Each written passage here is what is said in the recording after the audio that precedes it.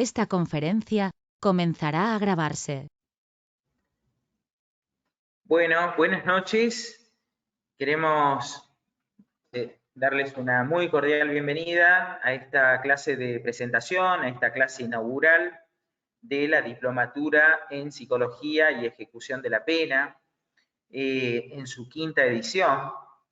Para la asociación es un gran gusto que a partir de este año asuma la coordinación de esta diplomatura la licenciada María Eugenia Navarro, con quien tenemos el gusto de compartir ya en otros espacios docentes de la asociación y contar con su experiencia, sus iniciativas y de todo el equipo docente que la acompaña, en particular la licenciada Carla Di Napoli, a quien también deseamos darle una muy cordial bienvenida en esta experiencia, digamos, dentro de la asociación, por fuera, obviamente, de su amplio recorrido y trayectoria en el medio profesional de trabajo, que ya voy a comentar un poquito de cada una de las colegas. Entonces, esta primera clase de presentación de la diplomatura está pensada justamente para aquellos que ya son alumnos, que se han matriculado y están hoy acompañándonos, como también para aquellos que están tomando conocimiento de lo que se trata y que por ahí los ayude también a orientarse respecto de la problemática que aborda esta diplomatura con el auspicio universitario de FASTA. Así que bueno, vamos a comenzar. La licenciada María Eugenia Navarro es licenciada y profesora de psicología, egresada de la Universidad Nacional de La Plata, es especialista en psicología jurídica y forense con orientación en peritajes. Perito oficial en la asesoría pericial de Azul, dependiente de la Suprema Corte de Justicia de la provincia de Buenos Aires, ya desde hace 18 años.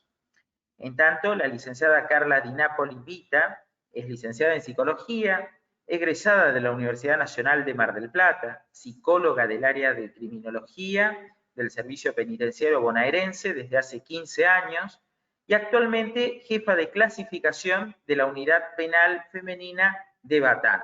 Así que bueno, tenemos un enorme gusto desde el área de formación en recibir a las colegas, en poder dar inicio a esta diplomatura que necesitamos que esté dentro de la agenda de formación de los psicólogos jurídicos y forenses con esta temática tan específica de la que se ocupa.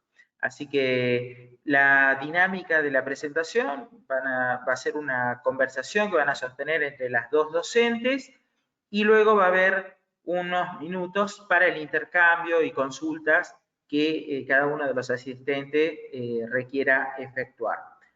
Así que estimamos que vamos a estar entre una hora y 15, que es lo que está previsto dentro de este encuentro. Así que bueno, María Eugenia, todo tuyo. Ahí está. Bueno, primero es contarles que acá pensamos este tipo de intercambio. En algunas charlas con Carla se nos ocurrió presentar esta diferenciación, hacer esta diferenciación en lo que hace a la evaluación de las personas procesadas y de la evaluación de las personas penadas. Hicimos una de las diferencias, poder contar cuáles son las principales diferencias entre estos dos tipos de evaluaciones, porque muchas veces se suele indiferenciar desde algunos requerimientos de los jueces. Vemos que pretenden en sus pedidos que sean coincidentes, ¿no?, las conclusiones, se pretenden encontrar con informes con conclusiones idénticas de dos evaluaciones que son muy diferentes, porque corresponden a distintos momentos que está atravesando un sujeto, ¿no? Por un lado tenemos, en un caso, la evaluación de una persona que está sujeta a un proceso penal, que tal vez recién ha cometido un hecho o recién ha sido denunciado por un hecho delictivo, y en el otro momento, cuando le vaya a tocar la evaluación a Carla o a quien esté a cargo de una evaluación en una unidad penal, ya va a ser un momento donde la persona ya va a estar penada, ¿no? Entonces, la primera diferenciación que queríamos hacer es que estas evaluaciones difieren no solamente en cuanto a los objetivos, en cuanto al método, sino sobre todo en cuanto al sujeto. Pensamos este nombre de qué sujeto se trata porque es un sujeto que va a estar atravesado en estos dos momentos tan diferentes por variables totalmente diferentes y fantasías diferentes, ¿no? Entonces pensamos cuáles son las variables que atraviesan al sujeto en cada momento, ¿no? A qué cuestiones, a qué fantasías se encuentra sujetado una persona que recién ha cometido un hecho o recién ha sido denunciado, tan diferente a aquella que está transitando una pena y tal vez esté solicitando beneficios para obtener su libertad. Entonces, bueno, nosotros en asesoría pericial, si bien vemos de los dos tipos de personas, ¿no? Procesadas como penadas, me voy a enfocar acá en los procesados. Y tenemos por ahí para, digamos, para pensar dos grandes grupos de personas procesadas, aquellas que acaban de cometer un delito y aquellas que acaban de ser denunciadas de un delito, ¿no? Cuando pasa esto, bueno, se inicia una IPP, una investigación penal preparatoria, el fiscal nos pide una pericia. ¿Por qué? Porque está juntando prueba para la investigación. Entonces el objetivo tiene que ver con aportarle al fiscal lo que nos pide, ¿no? Esa pericia con la respuesta a los puntos de pericia, que le podrá servir tanto al fiscal como al defensor también, ¿no? A la hora de después de ir a juicio. Y con respecto al método, tenemos, bueno, una serie de entrevistas y necesariamente también la administración de técnicas de exploración psicológica, que todo lo que vayamos recabando como indicadores de esas técnicas también van a abonar a lo que obtuvimos de la entrevista. Pero bueno, les hablaba de dos grandes situaciones, ¿no? Aquellas donde tenemos certeza de que alguien cometió un hecho, como aquellas que tenemos duda. No hay veces que en algunas personas sabemos que una persona cometió ese hecho, ¿por qué? Porque fue detenido infraganti, o porque el hecho está filmado, o porque hay testigos de ese hecho, entonces sabemos que tal persona cometió ese hecho. Esa va a ser una evaluación muy diferente a aquellas otras que tenemos dudas porque se le presume la comisión de un delito, pero nosotros no sabemos si esa persona cometió ese delito, ¿no? Entonces, con este primer grupo de personas, aquellas que sabemos que cometieron un delito, generalmente se nos pide que lo evaluemos con la mayor inmediatez posible a la ocurrencia del hecho. Nos ha pasado muchas veces que alguien comete un homicidio, supongamos al mediodía, y a la tarde se nos pide que tengamos ese primer encuentro, esa primera entrevista con la persona, y bueno, y vamos a verle y todavía está con su sangre en la ropa, por ejemplo, ¿no? Entonces tenemos esa posibilidad, esa gran posibilidad de ver cuál ha sido ese primer impacto del hecho en su dinámica psíquica. ¿Qué nos muestra? ¿No? O vemos personas que están temblando, que están totalmente desencajadas, que no pueden salir del asombro, ¿no? Que no pueden reaccionar, que lloran, que no pueden parar. O tenemos otro tipo de personas que tal vez recién vienen de cometer un homicidio y están lo más tranquilos y justifican su hecho, que estaban con un arma, que se le dio vuelta al arma, que se le disparó. Están tranquilos, como que nos cuentan como si fuera cualquier cosa. Eso ya nos va a dar una primera impresión que va a ser significativa y después lo seguiremos abonando con el resto de las entrevistas. Pero bueno, es esa cuestión de verlo con la mayor inmediatez al hecho posible.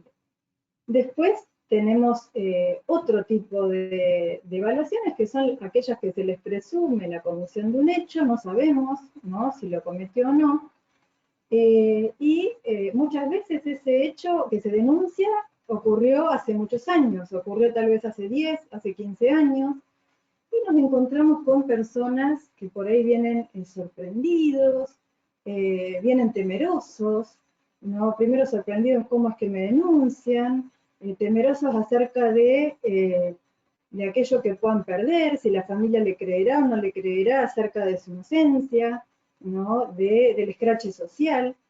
Empieza a aparecer, bueno, lo temeroso respecto de una posible pena, es decir, la pena se juega ahí como fantasía. Luego Carla nos contará cómo se transitará después cuando eso es una realidad.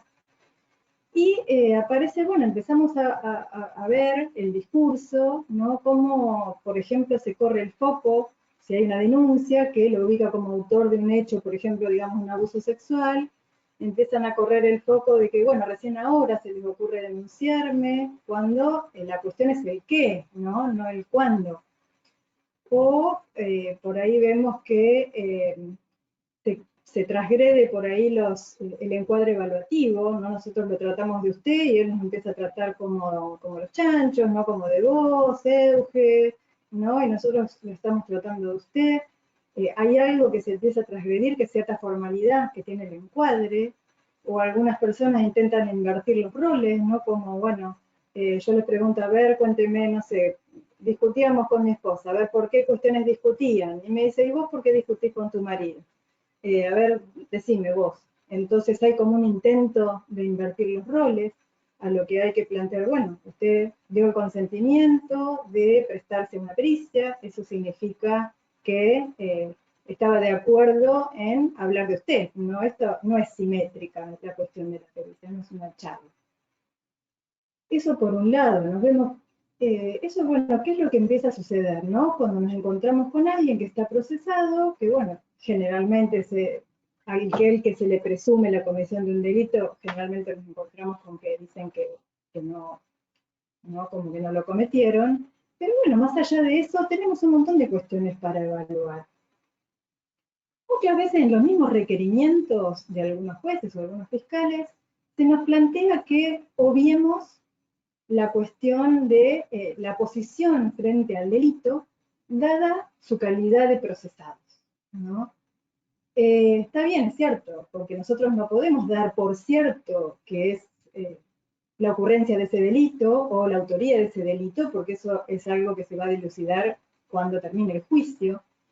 Pero más allá de que se nos pida esto, de que obviemos esta posición frente al delito, porque todavía no hay delito, hay algo que no podemos obviar, que tiene que ver con su posición frente a la denuncia, ¿no? Nosotros sí podemos preguntar, ¿y usted qué piensa de la denuncia? ¿Qué piensa de esta denuncia que recae sobre usted? Eso sí lo podemos preguntar y también lo podemos comparar con qué piensa sobre todas las cosas que le hayan pasado en su vida, ¿no? Los hechos disruptivos que hayan sucedido en su vida. Generalmente la respuesta con la que nos encontramos, y bueno, como hay muchísimos imputados de abuso, nos dicen, bueno, esto me pasa a mí por ser tan bueno, porque bueno, he ayudado tanto, entonces ahora me hacen esto. Entonces, bueno, empezamos a indagar sobre otras cuestiones, ¿no? ¿Qué otras situaciones disruptivas hay en su vida? Tal vez separaciones de pareja, pérdida de trabajo, y bueno, ¿cómo interpretan esas otras situaciones disruptivas? Y también a veces vemos que la interpretación es el mismo cliché, ¿no? Es el mismo decir, bueno, por ser tan bueno me dejó mi esposa, o porque era tan bueno me echaron del trabajo, porque yo no iba a hacer quilombo. Entonces, hay una misma interpretación o mismo cliché interpretativo que le sirve para darse respuesta a todas las situaciones disruptivas y para no implicarse en ninguna responsabilidad que tenga que ver con su acto. Entonces nosotros sí ahí podemos decir algo, ¿no? Podemos decir algo que es un indicio, es decir, que asume una posición de víctima, ¿no? Respecto de una situación victimizada, como de infortunio, respecto de todas las vicisitudes que le ha tocado pasar en su vida, y que en esa misma serie cae la denuncia. Eso es la posición subjetiva frente a la denuncia. Y por otro lado también hay algo que también podemos evaluar, que tiene que ver con el vínculo que existe con la víctima, ¿no? Con la víctima de autos. Que está bien, nosotros no sabemos si esa persona cometió ese delito, pero es alguien que está relacionado con esa persona. Aunque no sea su víctima, podemos indagar acerca de cómo era el vínculo, supongamos que lo denuncia a esta persona la hija, ¿no? ¿Cómo era el vínculo con su hija? A ver qué nos puede contar. Podemos ir viendo cómo se refiere, ¿no?, a esa hija. Si dice, generalmente, bueno, por ahí nos dicen, y bueno, esa chica es una loquita, siempre está provocando. No, ya nos está diciendo algo, ¿no? Entonces, sí podemos decir que hay una descripción que es desafectivizada, que es peyorativizada de su hija, ¿no? Y hay supongamos, dice, bueno, yo no le digo nada, que le diga siempre a la madre, que le pregunte a la madre, porque yo ya no lucho más, tiene novio desde los 11 años. Pasa mucho eso, ¿no? Que indagamos sobre el vínculo, si no nos quiere decir nada sobre el vínculo, y decimos, bueno, descríbame a su hija, o descríbame a su sobrina, a quien haya resultado víctima. Y ahí empezamos a ver dónde la ubica, ¿no? Si la ubica en un lugar peyorativizado, en un lugar desvalorizado, si se corre del lugar paterno. Todo esto va a abonar al informe, ¿no?, que vamos a realizar. Todo esto son como elementos interesantes. Por otro lado, si le pedimos que nos hable de qué piensa de la denuncia, muchas veces aparece la defensa como aludir a una imposibilidad material, ¿no? Por ejemplo, decir, no, es imposible que yo haya abusado porque yo a la noche trabajo. O, bueno, nunca se queda sola la chica conmigo. Son cuestiones muy comunes que uno empieza a escuchar y dan cuenta de que no hablan, ¿no? Como que es imposible que yo dañe a mi hija, ¿no? Sino como casi una imposibilidad material, no estoy nunca solo con ella. Esto también, bueno, son todos pequeños indicios que nos van ayudando a armarnos una idea sobre qué persona tenemos enfrente. Les cuento, bueno, por ahí una situación, en un caso se dio que una mujer, ¿no?, denuncia que le entraron a robar a su casa, que la habían golpeado, que entraron unas personas, que la golpearon, que la desmayaron, que eso ocurrió a las 2 de la mañana, que a las 3 de la mañana ella se despierta y se encuentra con el marido muerto a golpes. Hace la denuncia. La persona empleada del servicio penitenciario. Empieza la investigación, ¿no? Se exploran sus teléfonos, tenía conversaciones borradas en esa franja horaria que ella decía estar desmayada, entre las 2 y las 3 de la mañana, y resulta que había conversaciones con una expresa que había hecho un vínculo de amistad, ella como empleada del servicio penitenciario y ella cuando estaba detenida, en ese momento libre. Bueno, resulta que la investigación avanza y el teléfono de ese señor estaba en manos del hijo de la expresa, todo se empieza a conectar, cuestión que caen las dos imputadas del delito de este señor. Entonces, bueno, me llegan las dos mujeres para ser evaluadas. Esta cuestión, ¿no? Primero la señora, ¿no?, la viuda, ¿no?, viene como lo más tranquila, desafectivizada totalmente, si bien ella, bueno, del hecho, cuando yo le pregunto de esta denuncia también, porque ¿qué cree? ¿Qué cree? ¿Por qué se la señala a usted, ¿no?, como autora de este delito? Ella, impecable, plantea que, bueno, de esto no va a hablar por consejo de su abogado, pero cuando pregunto sobre otras cuestiones que era importante hablar, por ejemplo, la relación con su marido, cómo era, me dice normal, como todo matrimonio, no, esta cuestión evitativa, esquiva, de no profundizar, desafectivizada, eso era como el panorama que me iba dando esta mujer. La otra, ¿no?, la expresa, mucho más tumbera, ella sí se dispone mejor a la evaluación, a la charla, sí puede contar, tenía antecedentes penales un montón, portación de armas de guerra, ¿no?, usurpación de títulos, estafas, de todo tenía, ¿no?, como antecedentes. Entonces ella me dice, no, a mí me están culpando de esto por mis antecedentes, pero nada que ver. Y bueno, nos ponemos a hablar sobre sus antecedentes, a ver, contame. Y bueno, se empieza a reír de todos los antecedentes, cuenta, bueno, como que se hizo pasar por abogada. Digo, ¿cómo es eso? Bueno, dice, sí, pero bueno, bien que saqué bastante chorro siendo abogada falsa, ¿no? Y empieza a contar que eran bloopers, me dice.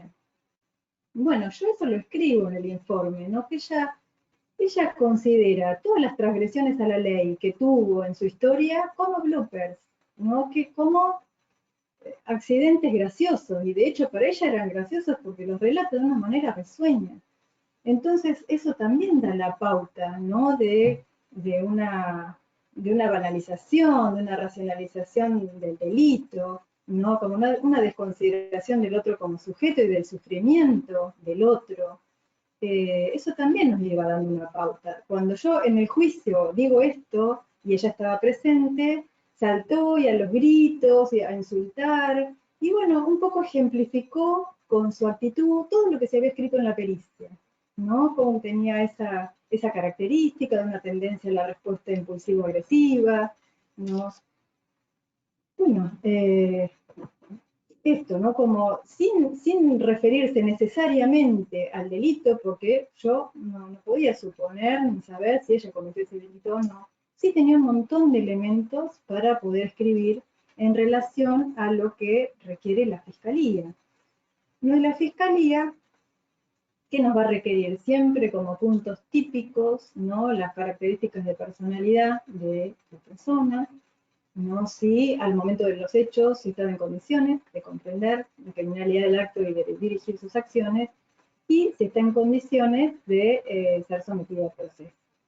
Estas son como las cuestiones básicas y después algunas otras preguntas suele haber, ¿no? Pero bueno, generalmente, bueno, más allá de las características de personalidad independientes de cada evaluación, en relación a si pudo comprender, piensen que nosotros, en los casos en que no sabemos si cometió ese hecho o no, no podemos afirmar pudo o no pudo porque no sabemos si esta persona cometió ese hecho. Pero sí podemos decir que hacer una inferencia de cómo estaba esa persona al momento de los hechos que se denuncian, ¿no? Y decir que los elementos recabados en la evaluación, bueno, podemos decir que podemos despejar y que no hay elementos psicopatológicos que le impidan comprender su propia conducta y dirigirla, ¿no? Que hay ausencia de ideación patológica que comande la conducta, ¿no? Que podemos decir que no posee, que está libre de influenciabilidad y que no tiene un cuadro deficitario. Esas son las condiciones básicas para poder decir que alguien por lo menos comprende su conducta y la dirige, que es diferente a decir que comprende la criminalidad de un hecho que todavía no se le han indagado, ¿no? Eso por un lado. Y bueno, y después por otro lado, en relación a si está en condiciones de ser sometida a proceso, también es importante que podamos ver si esa persona está comprendiendo el hecho que se le enrostra, no si es capaz de defenderse y si no está en una inminente descompensación psíquica. Si está en esas condiciones, básicamente está en condiciones de ser sometido a proceso. Bueno, esos serían los elementos básicos. Hay muchos casos para contar, pero le pasaría la palabra a Carla y después, en todo caso, contamos e ilustramos con algún caso.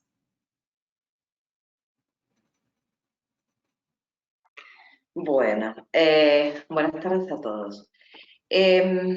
Yo quisiera enganchar con algo que me parece sumamente importante de lo que dice Eugenia para marcar los momentos o para marcar la gran diferencia. Ella comenta que a ella lo que le piden es que no se expida sobre, o sea, que no dé una opinión profesional en relación a la posición ante el delito o ante el hecho que va a evaluar. A diferencia de eso, nosotros, cuando nos encontramos con el sujeto, lo que principal tenemos que evaluar es eso, es la posición ante un delito. ¿Por qué? Porque nos encontramos con un sujeto que ya ha pasado por ese proceso del que hablaba Eugenia, de esta investigación, de recabar datos en relación a las circunstancias del hecho, si hubo delito o no, y nos encontramos con un sujeto que ya el juez ya determinó una sentencia, ya dijo que esa conducta o ese acto ya era delito, que tenía una condena que cumplir. Entonces nos encontramos con un sujeto penado. Ese sujeto, que ya no es una fantasía la privación de libertad, se encuentra dentro del penal, y pasan, cuando se encuentra en el penal, no es que uno lo evalúa en cuanto llega, no es que uno, hay otras instancias donde uno lo ve, pero en realidad las evaluaciones, los informes se hacen a requerimiento del juez. ¿De quién? De un juez de ejecución penal, porque ya está una pena en ejecución, digamos, esto ya está en movimiento. Y eso no aparece inmediatamente. Entonces nosotros los evaluamos cuando el juez pide que le asesoremos para ver si está en condiciones de acceder a un beneficio. Entonces, nos encontramos con una persona en circunstancias completamente diferentes. Está en un penal, con ciertas normativas, ciertas reglas, ciertas cuestiones que hacen, que son completamente distintas a la situación que está de ver a un sujeto que tal vez la posibilidad sea que vaya preso. Y tampoco lo veo al inicio, como les decía. Entonces, ¿qué es lo que nosotros tenemos que hacer? ¿Cuál es nuestro objetivo? Hoy Eugenia comentaba el objetivo. El objetivo es asesorar al juez. Para eso tenemos que elaborar un informe a través de entrevistas, donde tenemos que asesorarlo. Nosotros no respondemos a puntos de pericia, pero hay ciertos tópicos que no podemos dejar de mencionar en un informe. Y el fundamental, lo que no puede faltar en un informe de servicio penitenciario, un informe de una persona que ya está penada, es la posición ante el delito. La responsabilidad subjetiva. Y cuando hablo de responsabilidad subjetiva, hablo no no es un indicador la responsabilidad subjetiva, no es algo que está o no está, es un proceso. Yo lo entiendo como un proceso donde las personas pasamos por situaciones, como contaba Eugenia, no solamente ante un delito, uno ante los diferentes sucesos de la vida asume una posición. Una posición que va evolucionando a medida que pasa el tiempo. No es lo mismo el sujeto, aunque sea el mismo sujeto, aunque tenga las mismas constitución psíquica que vio Eugenia cuando lo vio con su remera con sangre, como contaba ella, a verlo después capaz que de 3, 4 años de sucedido el hecho, o 2, pero ya preso, ya pasó mucho tiempo, ya hay otros tiempos para pensar, para evaluar el mismo, o no, porque hay gente que no puede pensar nada en relación a eso. O que no quiere pensar, o que evita reflexionar sobre eso. Cuando nosotros evaluamos la posición subjetiva, es importante, porque uno dice, bueno, un hecho que pasó hace 3 años. ¿Qué le pasó en el momento del hecho? En realidad nosotros estamos para evaluar la posición subjetiva actual. ¿Qué piensa hoy? ¿Qué le pasa hoy en relación a ese hecho que ocurrió ya en su historia, ya como parte de su historia? Que tuvo una serie de consecuencias y situaciones. La verdad es que uno evalúa, uno escucha, uno tiene que poder escuchar la historia. ¿Por qué? Porque la responsabilidad subjetiva no es, la implicación subjetiva no es algo que uno pueda escuchar aisladamente. Hay que ver qué capacidad tuvo la persona para poder posicionarse en ese momento, en ese acto, en ese hecho. Si se pudo apropiar de la situación, si pudo darse cuenta cuáles fueron los riesgos que asumió él y las otras personas que estaban con él. Y si pudo ligarlo a algo de la historia, porque sería fundamental que pudiera ligarlo, porque muchas veces tiene una raíz histórica, debe tenerla, pero no siempre el sujeto puede armar eso. Entonces, todo esto uno lo tiene que hacer hablando de la historia, hablando de otros sucesos de su vida y también hablando del delito. Cuando uno hace esto, uno busca diferentes cosas, pero a veces los jueces lo preguntan y a veces las personas privada de libertad por asesoramiento inclusive de un abogado o de otro compañero, aparece esto de mostrarte arrepentido, o está arrepentido, pregunta el juez. O sea, ¿qué pasa con esto del arrepentimiento de ese hecho que se cometió? Y en realidad, el arrepentimiento, es importante que uno no solo se quede con la palabra, o con la enunciación de estoy arrepentido y punto. Nuestro rol es indagar y nuestro rol es repreguntar y poder entender qué es lo que este sujeto entiende o le pasa con esto del arrepentimiento. Si hay conciencia del daño que ocasionó, hay diferentes tipos de delitos, no todos son homicidios terribles, a veces son hurtos, a veces son cosas donde no ven a alguien dañado, como por ejemplo la venta de droga. Hay delitos donde hay que evaluar bien qué es lo que le pasa a esa persona y qué es lo que dice con esto de estar arrepentido o lamentar una situación. Por a mí no me gusta mucho generalizar porque la verdad que cada entrevista es algo distinto, pero se escucha mucho esto de que el arrepentimiento pasa por la situación que les toca vivir. La detención, la privación de la libertad, estar presos, estar lejos de sus seres queridos, ¿no? Las consecuencias que tuvieron para ellos. Es bastante habitual eso. Entonces uno tiene que repreguntar permanentemente esto. Un caso, bueno, a lo largo de la trayectoria uno va escuchando cosas que le quedan como significativas. Fue, creo que en los primeros años que estaba trabajando yo en la unidad, un muchacho que había entrado a robar con otros, con arma, en una casa de familia. Al salir, llega la policía, lo detiene. Y él, en la entrevista, me dice, sentidamente, o sea, porque a veces no, pero a veces acompaña la expresión corporal, el tono de voz, el clima emocional. Entonces, dice estar arrepentido. Y entre mi pregunta de que se arrepiente, para mi sorpresa, dice de no haberlos atado.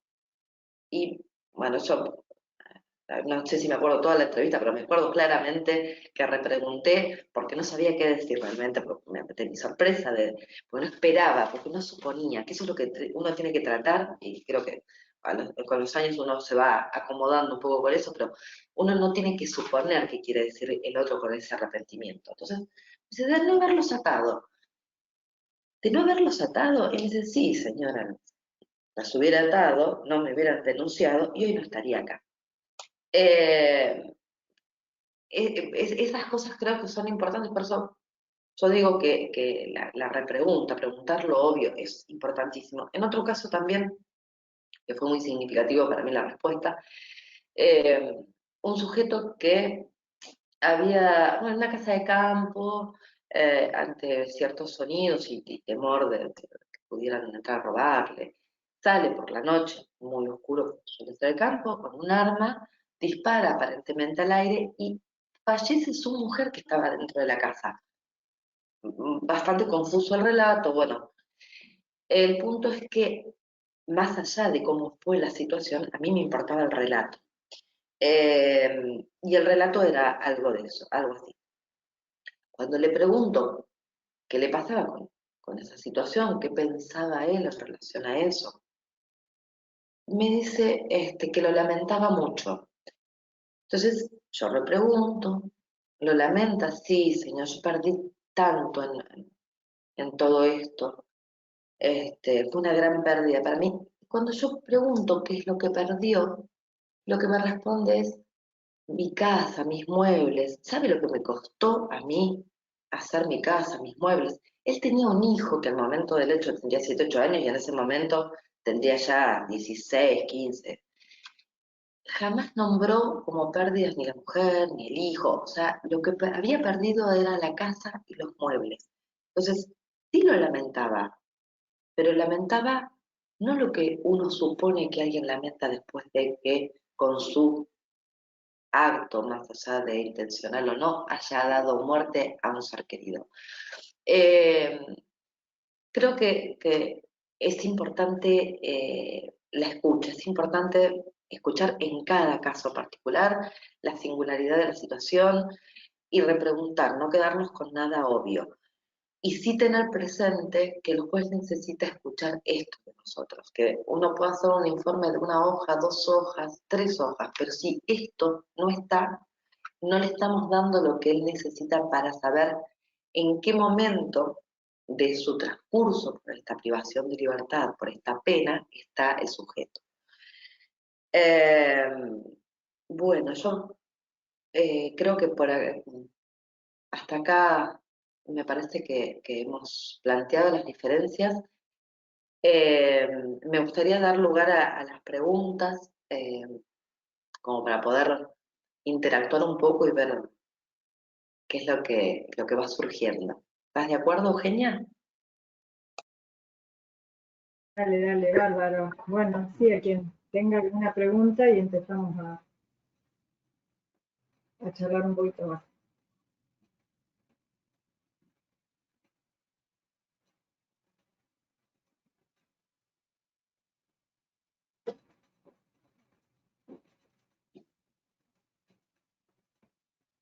Bueno, nadie se anima a hacer una pregunta. Bueno, yo te pregunto, Carla, ¿suelen preguntarles también los jueces de ejecución si está en condiciones de reinsertarse?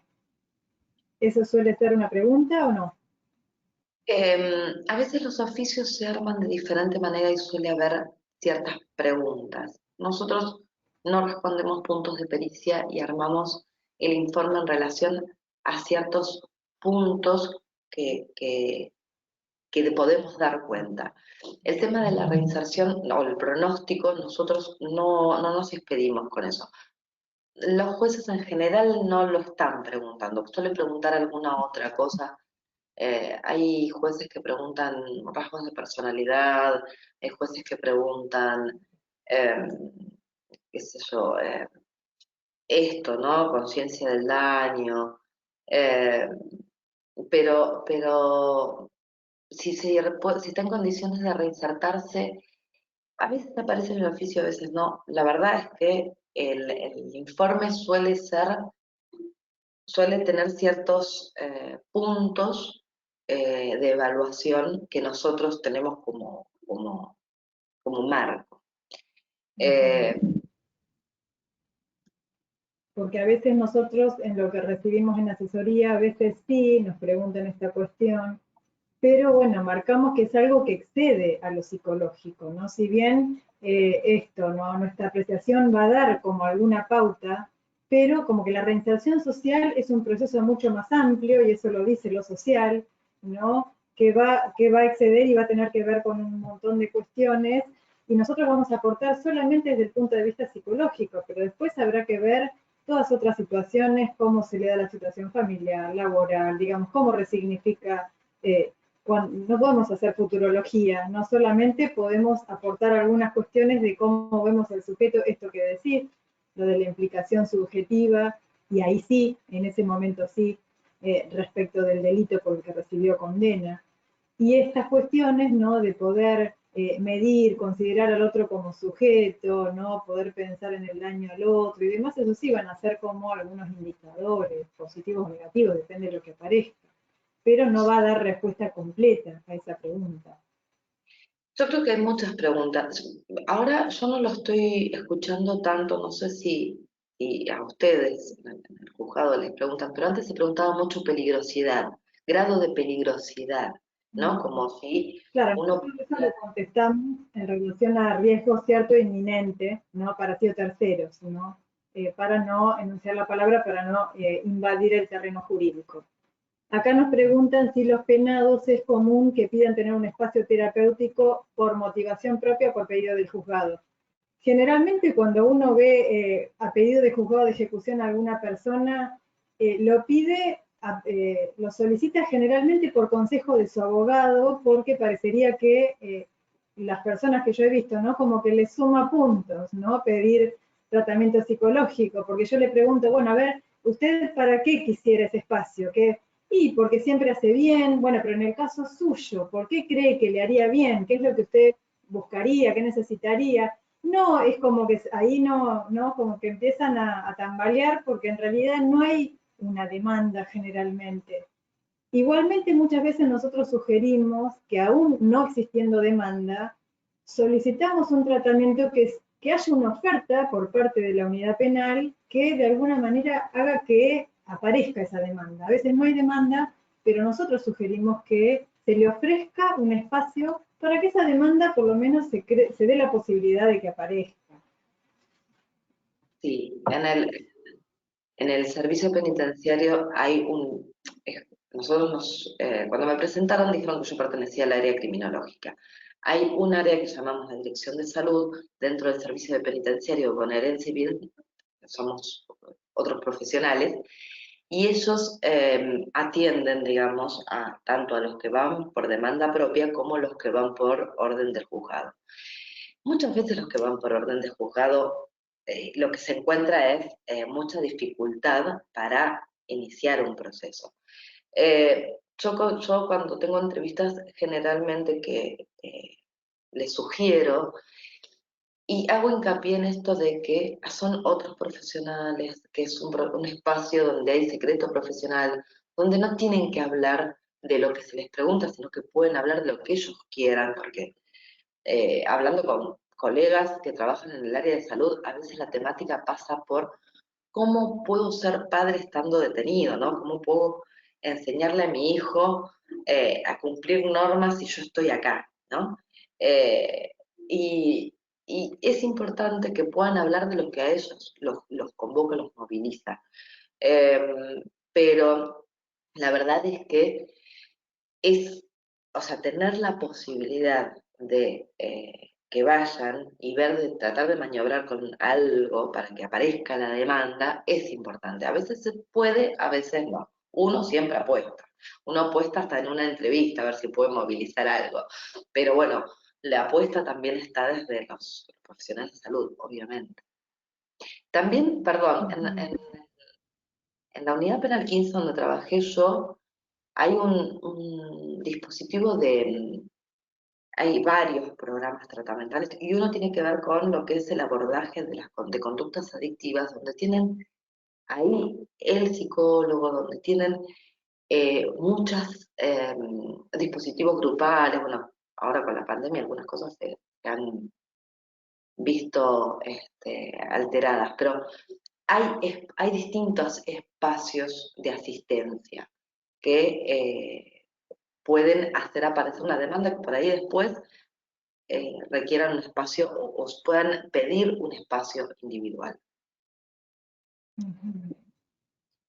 Acá Emilia dice que quisiera hacer una pregunta. ¿La podés hacer, Emilia? Buenas noches, disculpen, no sé qué pasa con mi cámara. Primero quería felicitar a ambas por las exposiciones. Yo soy estudiante de la provincia de Jujuy, estoy en proceso de tesis. Ahora con respecto a los informes, mis compañeros ya se adelantaron, ustedes también a mi consulta, sobre de qué manera sugieren estas medidas o tratamientos, y si es también que se puede sugerir con equipo interdisciplinario, por ejemplo, médicos o psiquiatras, en caso de que sea necesario.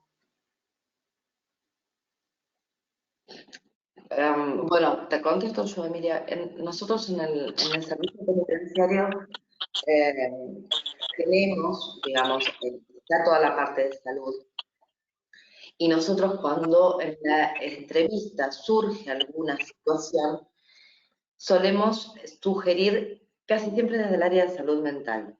De todos modos, cuando uno ve una situación puntual, yo no sé, alguna situación médica, inclusive por ahí no necesariamente tiene que ser de salud mental, y que no ha sido atendida o reciente, o escucha algo que del orden de lo psiquiátrico, donde por ahí necesita una evaluación psiquiátrica, más allá de una sugerencia, uno lo que hace es hablar para que el otro área lo cite, lo evalúe. A veces se le da una nota firmada para que lo reciban en la parte de salud y le den un turno o lo vean en ese momento, si es urgente, para que se lo evalúe. Nosotros al juzgado lo que les sugerimos generalmente tiene que ver con salud mental. Lo otro lo tramitamos porque la misma institución lo tiene. Entonces lo tramitamos, digamos, entre instancias, sería entre salud y el área criminológica. Perfecto, muchas gracias. A tomar la pregunta acá de Rocío, ¿no? Que dice que se le solicita mucho valoración de riesgo de reincidencia. Cuando nos encontramos con personas que no tienen una psicopatología codificable, no se puede hacer prognosis delictiva, ¿no? Lo que sí contestamos de asesoría pericial es que no es posible hacer como una apreciación de una prognosis delictiva cuando una persona no presenta una psicopatología, ¿no? Porque estamos hablando de que la persona va a poder actuar y conducirse de acuerdo a sus características de personalidad, a las condiciones que se le impongan y a su modo de resignificarlas en el momento, ¿no? Si no, estaríamos, sí, haciendo esto de futurología, ¿no? En realidad se contesta esto. Sin una patología no podemos decir qué va a hacer. Sí, yo creo que hay algo que es importante, que va más allá, por ahí, del informe desde una instancia u otra, y es que estamos en interrelación con el discurso jurídico. Y el discurso jurídico a veces nos pide cosas que para ellos son importantes y nosotros respondemos desde la psicología y respondemos con otras que les sirvan, pero muchas veces no podemos responder lo que ellos piden. ¿Qué sé yo? Pero como decía Eugenia, todo lo que tiene que ver con la prognosis, hoy hablaba yo de peligrosidad, riesgo, reincidencia, si es veraz lo que cuenta. Muchas veces uno en el informe intenta dar respuestas, pero desde la psicología, y muchas veces no es lo que ellos quieren. Para ser más amplias, inclusive, cuando nosotros respondemos sobre responsabilización subjetiva, los jueces hay que tener mucho cuidado de no decir responsabilidad, porque la responsabilidad es jurídica y entonces ya entienden otra cosa. Entonces hay ciertas cuestiones que tienen que ver con el discurso jurídico que en esta interrelación tenemos que aprender a que se pregunta algo y se responde desde otro ámbito.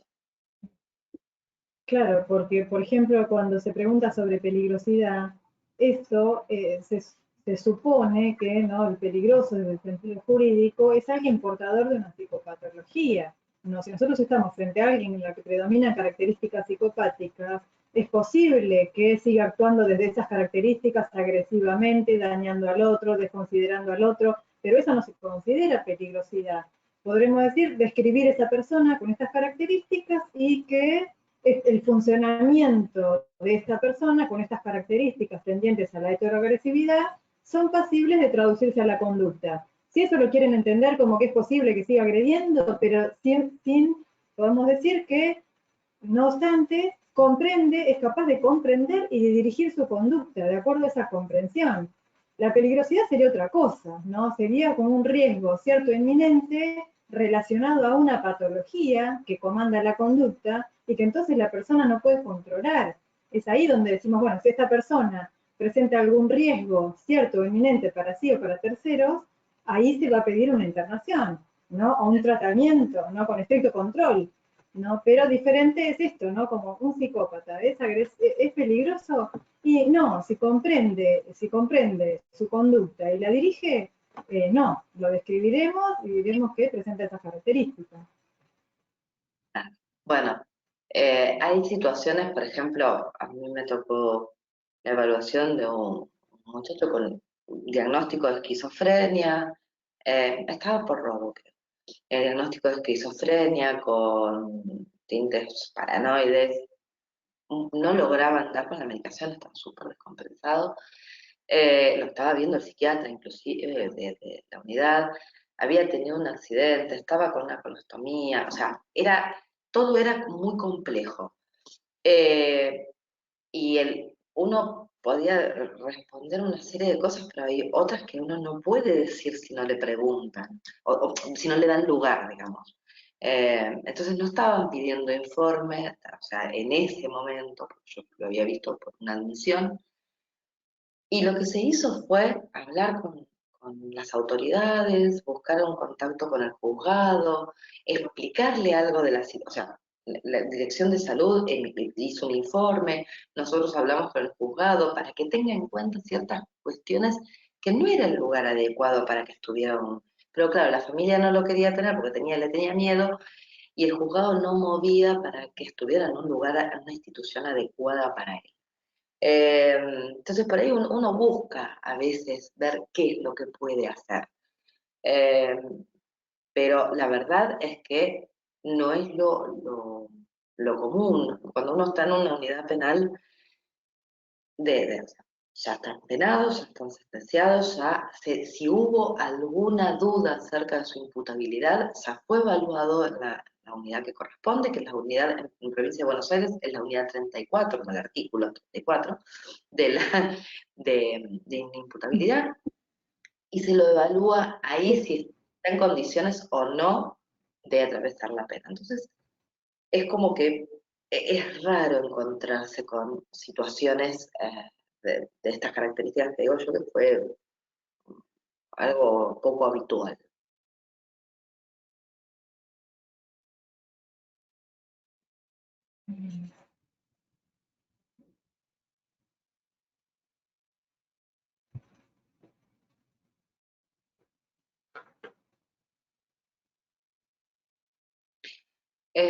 La otra vez, Bueno, no sé si...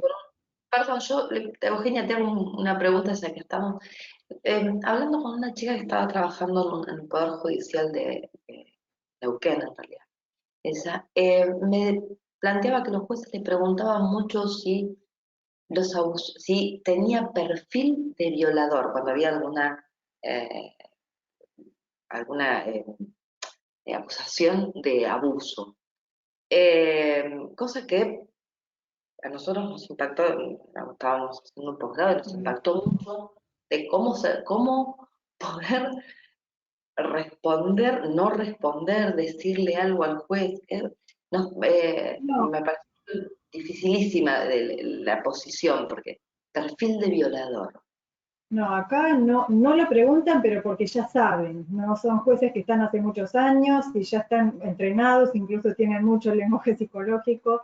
No preguntan eso porque ya saben que no existe un perfil tampoco de abusador sexual, pero lo que nos ha pasado en algunos juicios, y esto me parece que es para tener en cuenta todos los psicólogos que trabajamos en penal y ser responsables de lo que decimos, es encontrarnos con algunos peritos de parte que en el intento de defender lo indefendible, plantean que, y dicho en estos términos, que la persona X no puede haber cometido ese delito porque no tiene el perfil de abusador, ¿no? Como si ese perfil existiera, y como eso no le encaja a esa persona, querer convencer en un juicio por jurados, donde tenemos 12 personas totalmente legas en la materia, querer convencer al jurado de que esa persona no puede haber cometido ese delito porque no tiene el perfil de abusador sexual.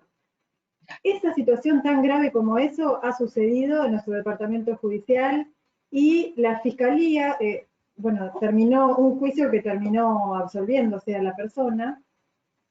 La fiscalía terminó denunciando en el colegio de psicólogos a esa perito de parte por falsedad, ¿no? Porque nosotros en los juicios prometemos decir verdad y no podemos apelar a falsedades teóricas para defender a alguien, ¿no? Entonces ahí, bueno, se hizo una denuncia al colegio de psicólogos por el tema de que ahí no cumplió con su promesa de decir verdad. Decir verdad es hablar en nosotros desde la teoría y no inventar teorías falsas para favorecer, en este caso en la perito de parte, para favorecer a un estudio jurídico que la contrató, ¿no? tener como mucho cuidado con eso, ser responsables, sobre todo los que actúan de perito de parte, de ser como fiel a la disciplina, ¿no? Y no a quien los contrata y decir cualquier cosa. No, acá preguntar eso no lo preguntan. Bien. Pero bueno, eso es lo que planteamos. Si hubiese sido un juicio tradicional, donde las tres personas a quien uno les habla son los jueces, esa persona hubiese resultado culpable. Porque los jueces, pero acá un juicio por jurado, a quienes había que convencer, era 12 personas que no tienen por qué saber de nada de esto. ¿No?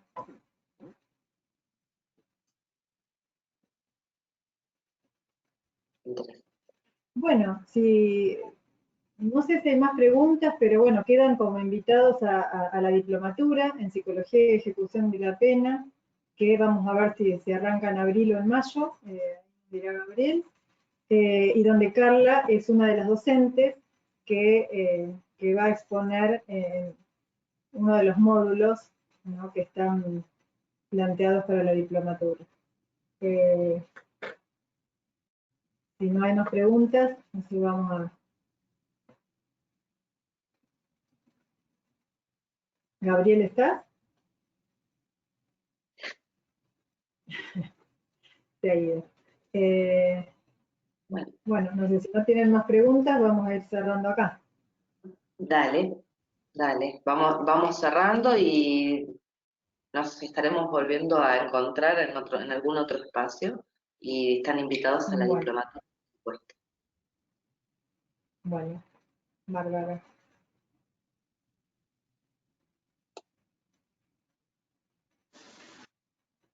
Bueno, gracias por el tiempo.